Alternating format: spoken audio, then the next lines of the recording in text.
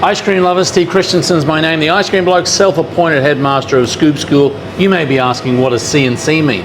It's not the CNC Music Factory. Husband, oh, yeah. No, it stands for cookies and cream, and we're going to be packing some cookies and cream today.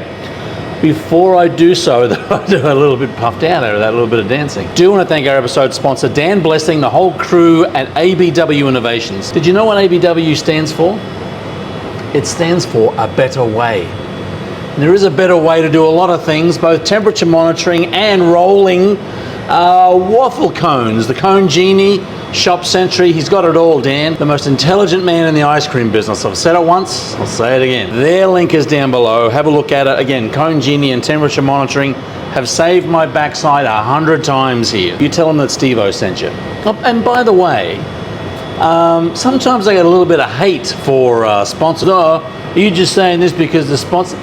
No, look, we have a lot of integrity here at Scoop School. We would never allow someone that was subpar to sponsor any of our videos. So you tell them that Steve said hello and tell them that Steve said that you were a man of integrity. I don't know where that went. But anyway, we're always talking in the ice cream business about rotation. I've got a bucket of cookies and cream here. That's what it stands for, cookies and cream. I think you need to have a plan of attack as to when your bucket gets to about that third empty or the third left, you've got to have a plan as to how to rotate it out. Now, cookies and cream, obviously it's a traditional favorite. Everybody loves cookies and cream, so you may not have that problem. But your corn and asparagus ice cream, maybe it's not the greatest hit.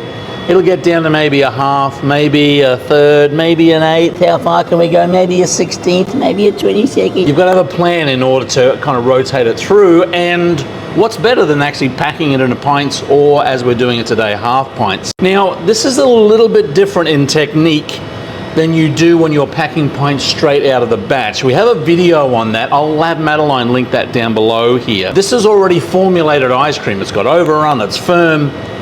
Straight out of the dipping cabinet. I would call this hand-packed pints or hand-packed half pints. Now, is the other hand-packed? Yeah, it is.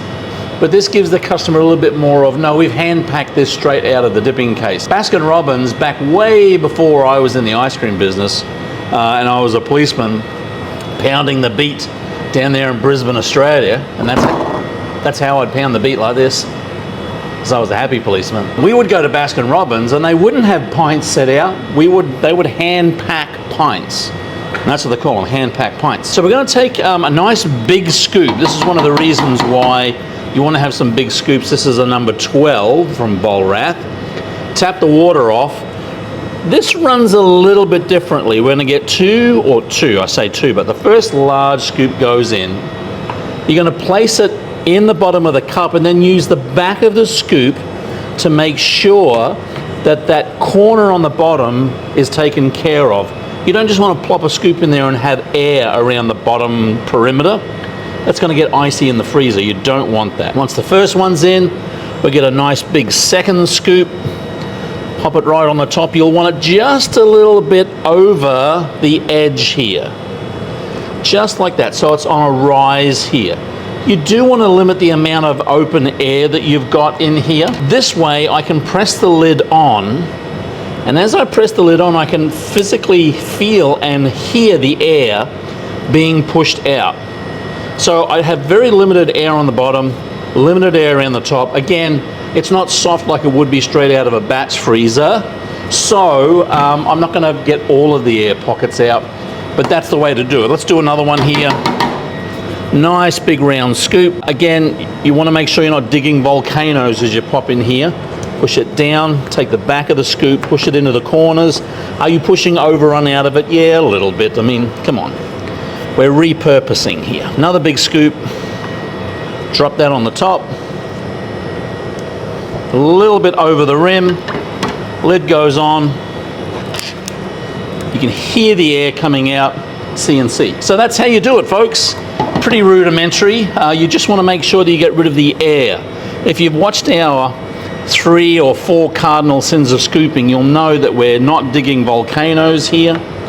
We're making sure that the bucket's going down layer by layer by layer. Another big scoop on the top, a little bit over the rim.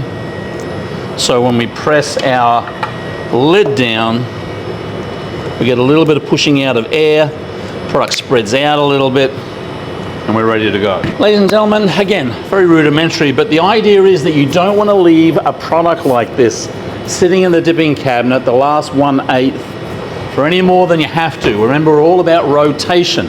If you've got products that aren't selling that well, you should have a plan. Maybe it's to put them in a 1.5 gallon bucket rather than a 3. Maybe you have a line where when it hits a certain line, you start packing in the pints, quarts, making cakes and pies, doing something with it to make sure that you're rotating through. I'm going to pop off and put these in the regular storage freezer. I don't need to blast freeze these. The structure is already locked into place. If we were packing pints with a softer product out of the batch, they'd go into the blast, into the freezer. Here I'm putting them straight in the freezer. I'm going to pack the balance of this just to make sure that we can kind of rotate this through quickly and it stays fresh and beautiful to the taste. Very desirable. Do want to thank again ABW Innovations. Interested in your tactics, if you will, on rotating product in the case. How do you rotate it through? I've seen people do bonbons where they'll get a melon baller and make it into smaller balls, toothpick, dip in the hard shell, sell it in a pint container of bonbons. Interested in how you rotate your product, works well for you. Again, thanks to ABW Innovations. Let's do one of these. Over here is subscribe. Down here is a oh, I got this wrong. Oh, it's been a while. Over here is subscribe.